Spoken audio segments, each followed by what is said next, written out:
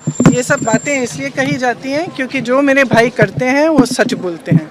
इनके सामने आज तक एक ही व्यक्ति है जो इस पूरे देश में जो झुका नहीं है। इन्होंने सब कोशिशें की, पैसे खर्चे, तमाम सोशल मीडिया की कैंपेन की, मीडिया पे कैंपेन की, तरह तरह की चीज़ें बोली, उनके बारे में कुछ नहीं चला है। सच्चाई उनके सामने है, लोग देख रहे हैं कि ये एक ही व्यक्ति है जो सच बोलता है और झिझकता नहीं है और पीछे नहीं हटता।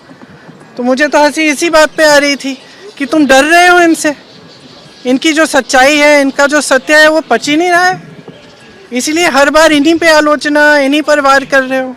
कभी कहते हो कि पैंट छोटी पहने, अरे वाह, जो कह रहे हैं उसका जवाब दो ना, जो सवाल उठा रहे हैं उसका जवाब दो, उसका तो जवाब है ही नहीं। और ये लोग आलोचना कर रहे हैं कि हमने सदन को कमज़ोर कर दिया है, ये किया है, वो किया है। असलियत ये है कि प्रेशर इन्होंने डाला है स्पीकर पर। असलियत ये है कि उनकी स्वतंत्रता इन्होंने ख़राब की है, इन्होंने ख़त्म की है, कि हर संस्था को ख़त्म करने वाले ये हैं।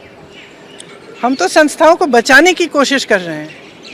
हम जहाँ भी जो भी हम आंदोलन कर रहे हैं, जो भी हम कह रहे हैं, हम ये संस्थाओं को बचाने के लिए कह रहे हैं, क्योंकि वो संस्थाएं निष्पक्ष रही नहीं जिन पर आधारित हमारा लोकतंत्र है, इसलिए हम लड़ रहे हैं। तो अब इनको ये बातें पचती नहीं है, तो कभी पैंट की बात करेंगे, कभी कुछ कहेंगे कि उन्होंने यार कह दिया, कुछ कह दिया। एक गहराई होती है ना बात की, भाषा एक चीज़ होती है लेकिन गहराई भी होती है।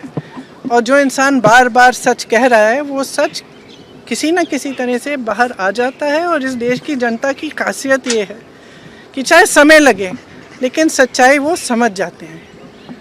मुझे याद है मेरी दादी जी भी यही कहती थी कि आप नकली होने की कोशिश करो, कुछ भी दिखाने की कोशिश करो, अपनी इमेज बनाने की कोशिश करो, कुछ नहीं चलेगा।